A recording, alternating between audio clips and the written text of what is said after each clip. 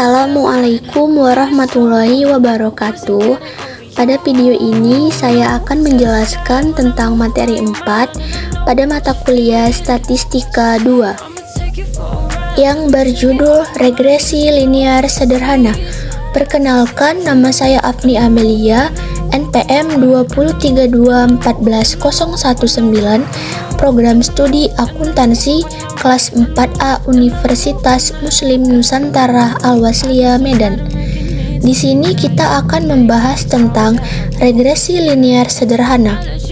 Regresi artinya peramalan, penafsiran atau pendugaan yang pertama kali diperkenalkan oleh Sir Francis Galton pada tahun 1822 sampai dengan 1891.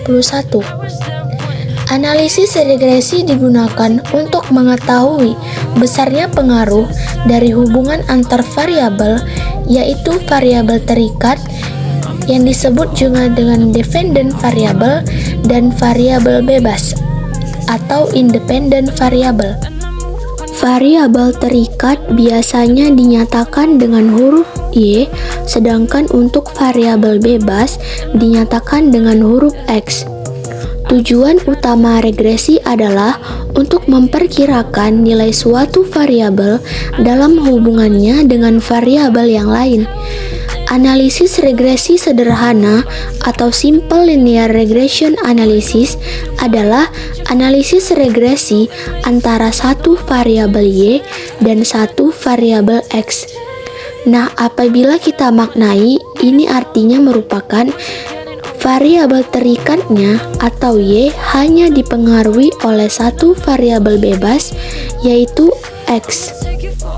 Berikutnya adalah persamaan regresi linier sederhana. Persamaan regresi merupakan persamaan matematis yang mendefinisikan suatu hubungan antara dua variabel. Persamaannya adalah sebagai berikut.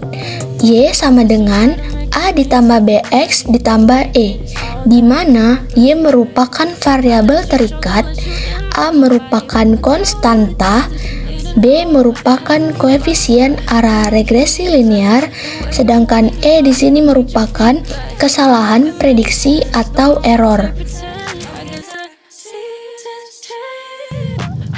Nah, jadi untuk membuat peramalan, penafsiran atau pendugaan dengan menggunakan regresi, maka sebelumnya kita harus menentukan nilai A dan B terlebih dahulu. Nah, untuk mencari nilai A dan B dapat menggunakan rumus B sama dengan sigma XY dikurang dengan N dikali dengan X bar dikali dengan Y bar dibagi X sigma X kuadrat dikurang dengan N dikali dengan X bar. Nah, untuk mencari nilai A, rumus yang kita gunakan yaitu Y bar dikurang B dikali X bar.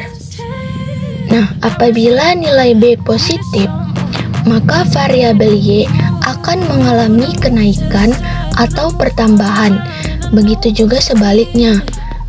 Apabila nilai B negatif, maka variabel Y akan mengalami penurunan.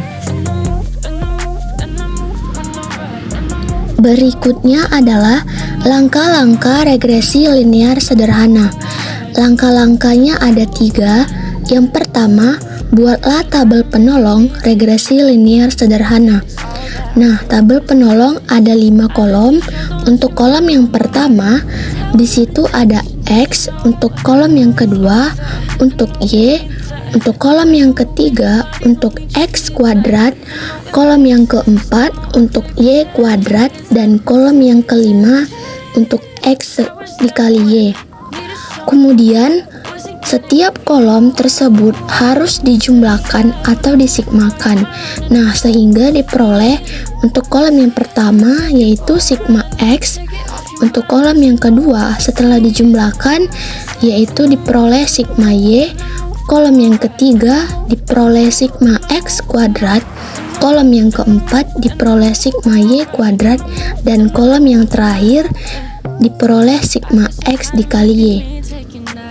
Nah, langkah yang kedua yaitu menghitung nilai A dan B menggunakan rumus yang sebelumnya, yaitu untuk B, sigma XY dikurang dengan N dikali X bar dikali Y bar, dibagi sigma X kuadrat dikurang dengan N dikali dengan X bar kuadrat. Untuk nilai A-nya, Y bar dikurang B dikali X bar.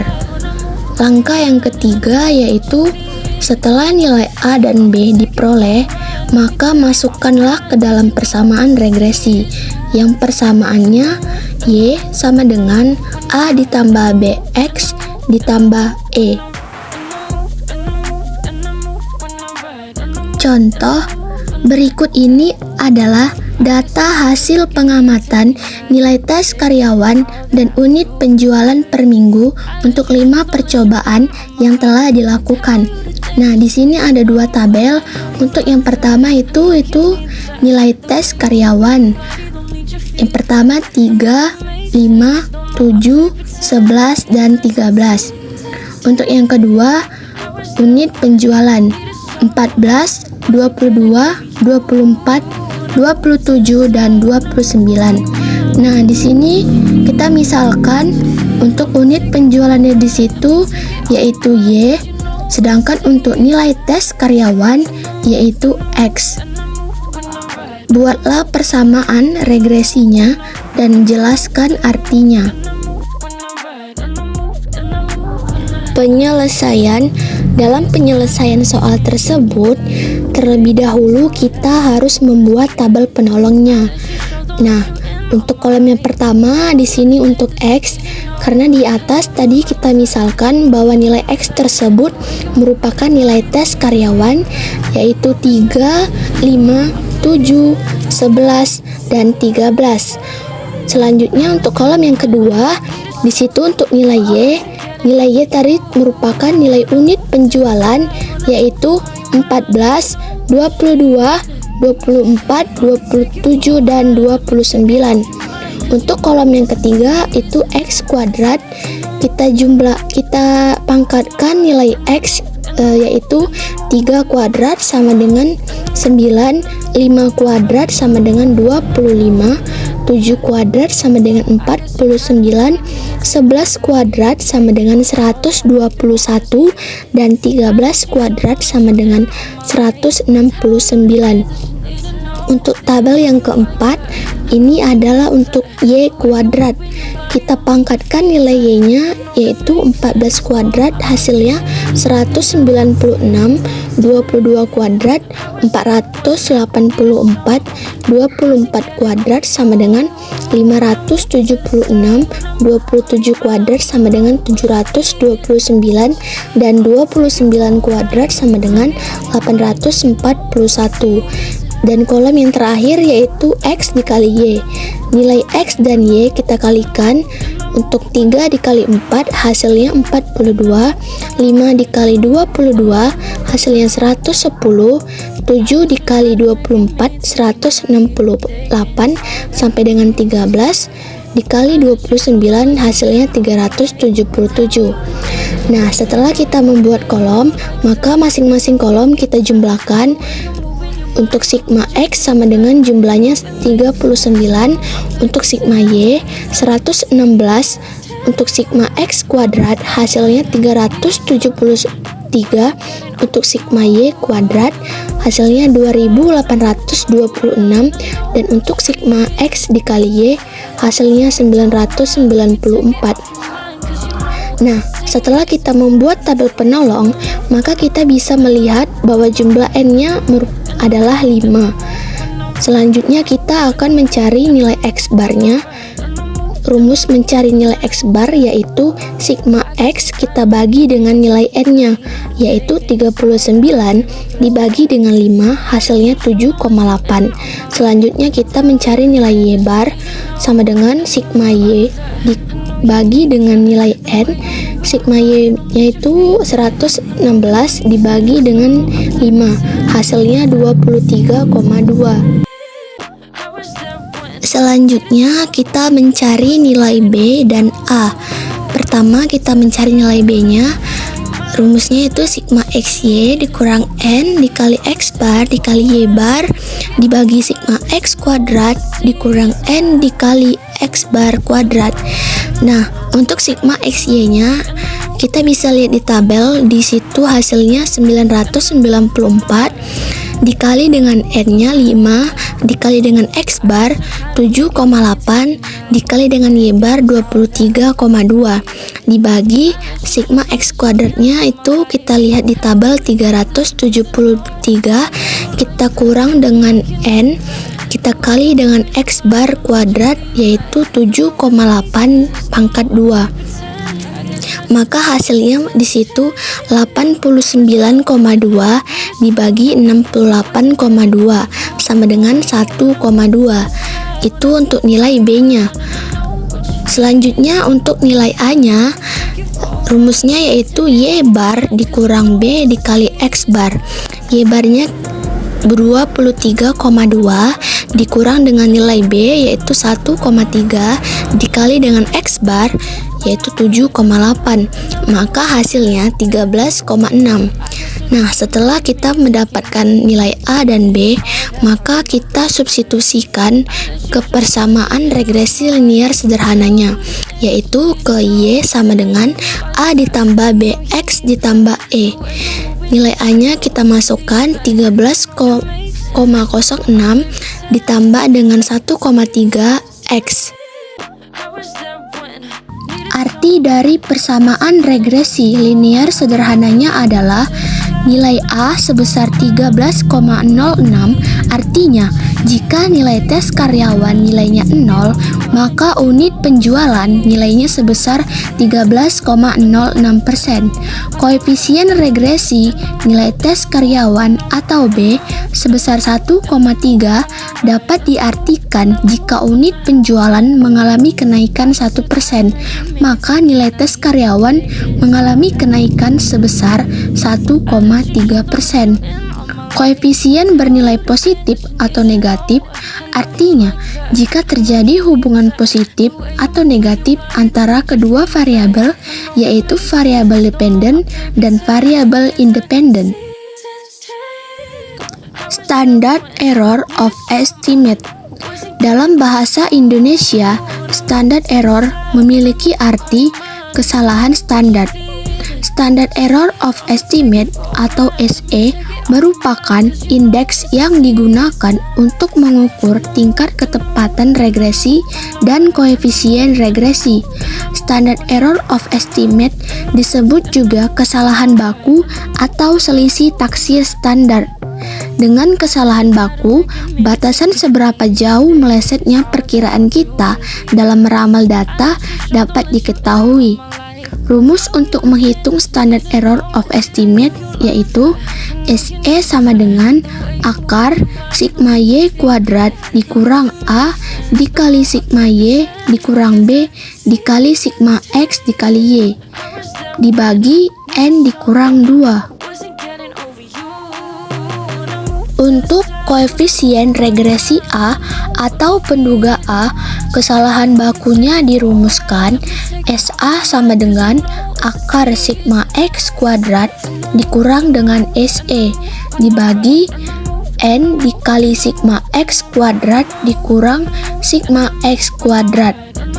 Nah, untuk koefisien regresi B atau penduga B, kesalahan bakunya dapat dirumuskan SB sama dengan SE dibagi akar sigma X kuadrat dikurang sigma X kuadrat per N.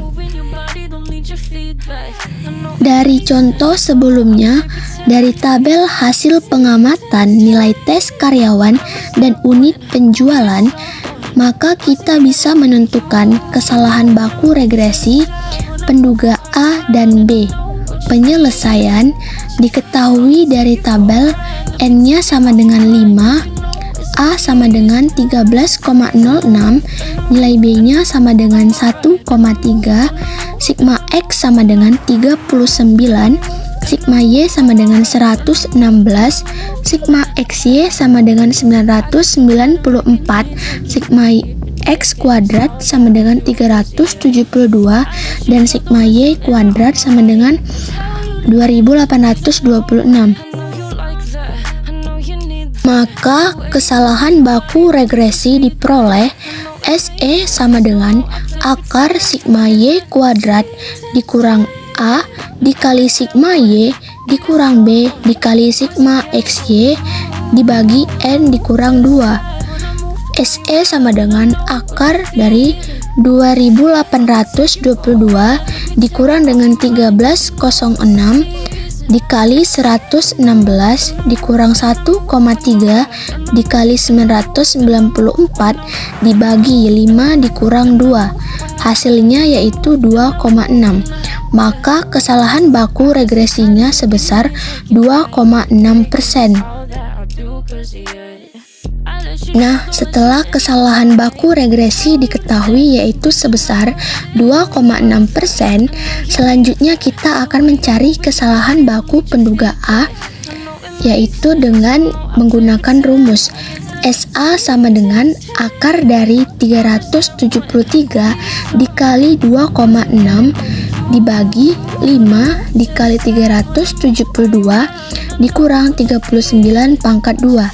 373 ini merupakan sigma X kuadrat, 2,6 itu standar errornya, 5 itu merupakan N, dan 39 itu sigma X kuadrat. Nah, jadi hasilnya sama dengan 968,9 dibagi 344 sama dengan 2,82. Jadi kesalahan baku penduga A yaitu sebesar 2,82%. Yang kedua yaitu untuk kesalahan baku penduga B, kita menggunakan rumus SB sama dengan 2,6 dibagi akar 372 dikurang 39 pangkat 2 dibagi 5. 2,6 ini merupakan SE atau standard error, 373 itu sigma X kuadrat, dan 39 kuadrat itu sigma X kuadrat. 5 ini merupakan N. Nah, jadi hasilnya 2,6 dibagi akar 68,8 sama dengan 0,32, sehingga kesalahan baku penduga B yaitu 0,32%.